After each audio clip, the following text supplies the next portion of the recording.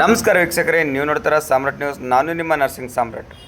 ದಿನಾಂಕ 16 ಆಗಸ್ಟ್ 2026ರಂದು ಬೀದರ್ ನಗರದ doctor BR Ambedkar ವೃತ್ತ ಹತ್ತಿರ ಉತ್ತರಾಖಂಡ್ನಲ್ಲಿ ಕಾಂಗ್ರೆಸ್ ಪಕ್ಷದ ರಾಷ್ಟ್ರೀಯ ಅಧ್ಯಕ್ಷರಾದ ಸನ್ಮಾನ್ಯ ಶ್ರೀ ಡಾಕ್ಟರ್ ಮಲ್ಲಿಕಾರ್ಜುನ್ ಖರ್ಗೆ ಅವರು ಉತ್ತರಾಖಂಡ್ನಲ್ಲಿ ಹೋಗಿ ಮಾತನಾಡಿದ ಸ್ಥಳವನ್ನು ಕೆಲವು ಕಿಡಿಗೇಡಿಗಳು ಮನುವಾದಿಗಳು ಆ ಹೋಗಿರುವ ಸ್ಥಳವನ್ನು ಗೋಮೂತ್ರವನ್ನು ಚಿಂಪಡಿಸಿ ಅವಮಾನ ಮಾಡಿದರೆ ಅವರು ಮಾಡಿದ್ದು ಮಾನ್ಯ ಖರ್ಗೆ ಸಾಹೇಬರಿಗಲ್ಲ, ಕಾಂಗ್ರೆಸ್ ಪಕ್ಷಕ್ಕಲ್ಲ, ಇಡೀ ಮಾನವ ಕುಲಕ್ಕೆ ಅವಮಾನ ಮಾಡಿದರೆಂದು ಬೀದರಿನ ಕಾಂಗ್ರೆಸ್ ಪಕ್ಷದ ಕಾರ್ಯಕರ್ತರು ಡಾಕ್ಟರ್ BR ಅಂಬೇಡ್ಕರ್ ವೃತ್ತ ಹತ್ತಿರ ಪ್ರತಿಭಟನೆ ಮಾಡಿದರು. ಈ ಸಂದರ್ಭದಲ್ಲಿ ಬೀದರ್ ಲೋಕಸಭಾ ಸದಸ್ಯರಾದ ಸನ್ಮಾನ್ಯ ಶ್ರೀ ಸಾಗರ್ ಖಂಡ್ರೆ ಅವರು ಉಪಸ್ಥಿತರಿದ್ದರು. ಅದೇ ರೀತಿ ಬೀದರ್ನ ಹಿರಿಯ ಹೋರಾಟಗಾರರಾದಂಥ ಸನ್ಮಾನ್ಯ ಶ್ರೀ ಅನಿಲ್ ಕುಮಾರ್ ಬೆಲ್ದರ್, ರಾಜ್ಯ ಮಹಾಪ್ರಧಾನ ಕಾರ್ಯದರ್ಶಿಗಳು, ಸಂವಿಧಾನ ಸಂರಕ್ಷಣಾ ಸಮಿತಿ ಬೀದರ್ ಮತ್ತು ವಿನೋದ್ ಕುಮಾರ್ ಅಪ್ಪೆ, ಜಿಲ್ಲಾ ಕಾಂಗ್ರೆಸ್ ಪ್ರಧಾನ ಕಾರ್ಯದರ್ಶಿಗಳು ಶಿವಕುಮಾರ್ ನೀಲಿಕಟ್ಟಿ, ಶ್ರೀಪತರಾವ್ ದೀನೆ, ಚಂದ್ರಕಾಂತ್ ನಿರಾಟೆ, ಸುನಿಲ್ ಸಂಗಮ್, ರಾಜ್ಕುಮಾರ್ ಸೇರಿಕರ್, ಸಂಜಯ್ ಜಾಗೀರ್ದಾರ್, ಸಂಜೀವ್ ಕುಮಾರ್ ಮತ್ತು ವಿನೋದ್ ಕುಮಾರ್ ಬಂದ್ಗೆ ಮತ್ತು ಬೀದರ್ನ ಮಹಿಳೆಯರು, ಪುರುಷರು ಮತ್ತು ಕಾಂಗ್ರೆಸ್ ಪಕ್ಷದ ಕಾರ್ಯಕರ್ತರು ಈ ಒಂದು ಪ್ರತಿಭಟನೆಯಲ್ಲಿ ಭಾಗಿಯಾಗಿ ಮುಂದಿನ ದಿನಗಳಲ್ಲಿ ಅಂಥವರ ಮೇಲೆ ಕ್ರಮ ಕೈಗೊಳ್ಳದ ಹೋದ ಪಕ್ಷದಲ್ಲಿ ಮುಂದಿನ ದಿನಗಳಲ್ಲಿ ಕಾಂಗ್ರೆಸ್ ಪಕ್ಷದ ವತಿಯಿಂದ ಉಗ್ರವಾದ ಹೋರಾಟ ಮಾಡುತ್ತೇವೆ ಎಂದು ಎಚ್ಚರಿಕೆ ಕೊಟ್ಟಿದ್ದಾರೆಂದು ಈ ಮೂಲಕ ತಿಳಿಸಲಾಗುತ್ತದೆ. ನಮಸ್ಕಾರ.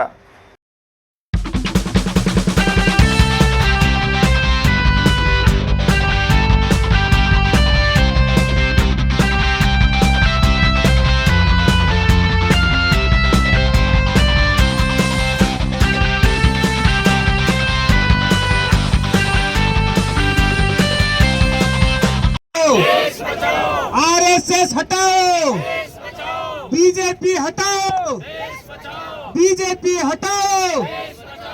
ದೇಶ ಇದು ಕೊನೆಯ ಹಂತದಲ್ಲಿ ಬಂದಿದೆ ಅಂತ ಅನಿಸ್ತಾ ಇದೆ. 12ನೇ ಶತಮಾನದಲ್ಲಿ ಬಸವಣ್ಣನವರು ಯಾವ ಜಾತೀಯತೆಯನ್ನು ಹೋಗಲಾಡಿಸಲು ಕ್ರಾಂತಿಯನ್ನು ಮಾಡಿದರು. ಸಾವಿರಾರು ಜನರನ್ನು ಇದೇ ಜನ ಕೊಲೆ ಮಾಡಿದ್ದಾರೆ. ಯಾರಿಗೊತ್ತಿನ ದಿವಸ ಖರ್ಗೆ ಅವರ ಬಗ್ಗೆ ಹೀನಾಯ ಮನಸ್ಥಿತಿಯನ್ನು ಕಂಡು ಅವರು ಕುಂತು ಬಂದಂತ ಜಾಗ ಸ್ವಚ್ಛ ಮಾಡಿದರು. ಅವರೇ ಬಸವಣ್ಣನವರನ್ನು ಕೂಡ ದೇಶದಿಂದ ಹೊರ ಹಾಕಿದ್ರು. ಅವರೇ ನಮ್ಮ ಶರಣರನ್ನು ಕೊಲೆ ಮಾಡಿದ್ರು. ಅಂತ ಒಂದು ಸಂತತಿ ಇವತ್ತು ಕೂಡ ದೇಶದಲ್ಲಿ ಇದೆ. ಯಾವ ಜನರು ಮಲ್ಲಿಕಾರ್ಜುನ್ ಖರ್ಗೆ ಅವರ ಪಾದದ ಧೂಳಿನ ಇಕ್ವಲ್ಲಿಲ್ವೋ ಅಂತ ಜನರು ಇವತ್ತು ಹೋಮ ಹವನ ಮಾಡಿ ಸ್ವಚ್ಛ ಮಾಡ್ತಾರಂತೆ. ಸ್ವಚ್ಛತೆ ಅವರ ಮನಸ್ಸಿನಲ್ಲಿರಬೇಕು. ಇವತ್ತ ಯಾವ ರೀತಿ ಅಂಬೇಡ್ಕರ್ ಅವರು ನಮ್ಮ ಸ್ವತಂತ್ರ ಬಂದಾಗ ಹೋರಾಟ ಮಾಡಿದ್ರು, ಅದೇ ರೀತಿ ಇವತ್ತು ಮಲ್ಲಿಕಾರ್ಜುನ್ ಖರ್ಗೆ ಅವರು ದೇಶ ತುಂಬ ಹೋರಾಟ ಮಾಡ್ತಾ ಇದ್ದಾರೆ. ಇದು ಅವರಿಗೆ ತಾಳ್ಮೆ ಆಗ್ತಾ ಇಲ್ಲ.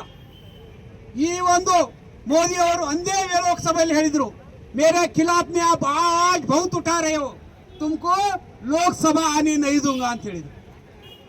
ಆದರೆ ನಂತರ ಕಾಂಗ್ರೆಸ್ ಪಾರ್ಟಿ ಅವರಿಗೆ ರಾಜ್ಯಸಭಾ ತಂದಿತ್ತು.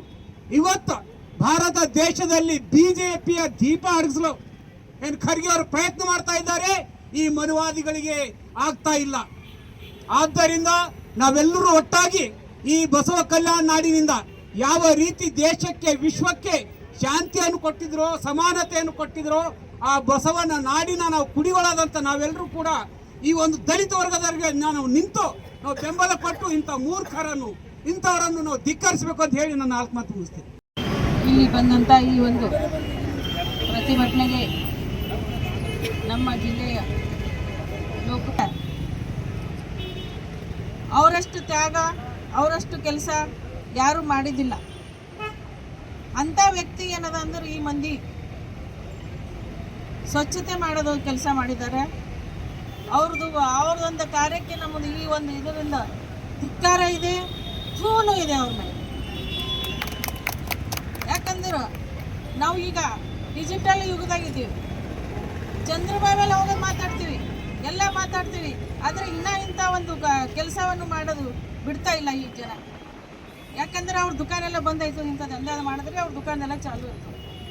ಅವ್ರು ಇದು ದುಕಾನ್ ಮಾಡ್ಕೊಂಡಿದ್ದಾರೆ. ಅವ್ರು ಇಂಥಕ್ಕೆ ಸ್ವಚ್ಛತೆ ಮಾಡೋದು ಬಿಸ್ನೆಸ್ ಮಾಡಿದ್ದಾರೆ. ಅವ್ರು ಈ ಒಂದು ಮೂಢನಂಬಿಕೆ ಹೋಗ್ಬೇಕಂತ ಹೇಳಿ ಎಷ್ಟೋ ಬಸವಣ್ಣವ್ರು 12ನೇ ಶತಮಾನದಿಂದ ಕೆಲಸ ಮಾಡ್ತಾ ಇದ್ದಾರೆ ಅಂದ್ರೂ ಕೂಡ ಇದು ಹೋಗ್ತಾ ಇಲ್ಲ.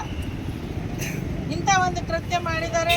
ಅವರಿಗೆ ನಮ್ಮ ಈ ಒಂದು ಕಾಂಗ್ರೆಸ್ ಪರವಾಗಿ, ಮಹಿಳಾ ಕಾಂಗ್ರೆಸ್ ಪರವಾಗಿ ಅವರಿಗೆ ದೊಡ್ಡ ಒಂದು ಧಿಕ್ಕಾರ ಮತ್ತು ಈ ಒಂದು ಪ್ರತಿಭಟನೆಗೆ ಬಂದಂಥ ಎಲ್ಲ ನಮ್ಮ ಅಣ್ಣ ತಮ್ಮನಿಗೂ ನಾನು ಧನ್ಯವಾದ ಹೇಳ್ತಾ, ಮಲ್ಲಿಕಾರ್ಜುನ್ ಖರ್ಗೆ ಸಾಹೇಬರಿಗೆ जगह भाषण करते हैं, उस जगह को मीटिंग होने के बाद उस जगह को स्वच्छता करते बोले तो तुम्हारे एक एमपी नहीं, एक मिनिस्टर नहीं, एक प्राइम मिनिस्टर नहीं, होम मिनिस्टर नहीं, एक सिंगल स्टेटमेंट सरकार की तरफ से नहीं आता बोले तो आप लोग सिर्फ और सिर्फ ये मनुस्मृति सरकार चला रहे, ये देश का भारत सरकार नहीं चला रहे, तुम लोग सिर्फ और सिर्फ हिंदू सरकार चला रहे, आप माइनॉरिटी का सरकार नहीं चला रहे और दलित का सरकार नहीं चला रहे। हम लोग माइनॉरिटी और दलित और इस देश के सभी नागरिक हम भारत के संविधान को मानते हैं, हम भारत के साथ है, मगर आप लोगों को क्या है, सिर्फ भारत सरकार बोल रहे हैं, उस सरकार के अंदर सिर्फ मनुस्मृति डाल रहे हैं तुम लोग।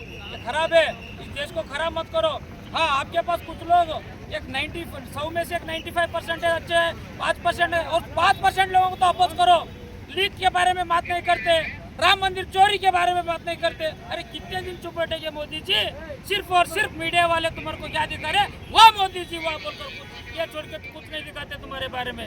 अरे उसके बारे में भी दिखाओ, इस देश में अन्याय कहाँ हो रहा, गरीब के ऊपर का अत्याचार हो रहा, उसके बारे में भी दिखाओ। वो छोड़ के सिर्फ गलत जहाँ जहाँ हो रहा है उसके बारे में बात करने का भी सीखो मोदी जी। इस देश में कभी तो आके 12 साल हो गया, 12-13 साल आने के बाद तो एक तो बार प्रेस मीट करो मोदी साहब। क्यों बोले तो बहुत लोगों का प्रेस में का एक छोटा सा छोटा प्रेस वाले से लेके बड़ा से बड़ा प्रेस वालों को आज आपको क्वेश्चन पूछने का उनको दिल कर रहा है। एक बार आके प्रेस मीट करो मोदी जी, मालूम होता देश में क्या प्रॉब्लम है बोलकर। सिर्फ कैसा हो रहा है, रेडियो के सर के एक साइड सुनना, आप बोले सही सुनना, हम लोग वो अच्छा है बोले तो वो अच्छा ही है, वो बुरा है बोलकर आपको मालूम नहीं हो रहा। देश में वही चल रहा आज तक, सिर्फ आप बोले सो वो रेडियो में बोलते देखो वन साइड, वो रेडियो दबाए तो अपने आप बोलते रहता, वैसा हो गया। मन की बात आपका अकेले कैसे सुन रहे? अरे हमारी मन की बात कब सुनते हैं भाई? हमारा भी मन की बात सुनिए मोदी जी बोलकर बोलते हुए इस बीजेपी नालायक सरकार को हम खंडन करते हैं। और उत्तराखंड के सीएम अभी से अभी इस घटना का पूरा जवाबदारी लेके रिजाइन करना बोलकर हमारी डिमांड है। मैं विनोद कुमार अपने district Congress general secretary Bidar. Thank you.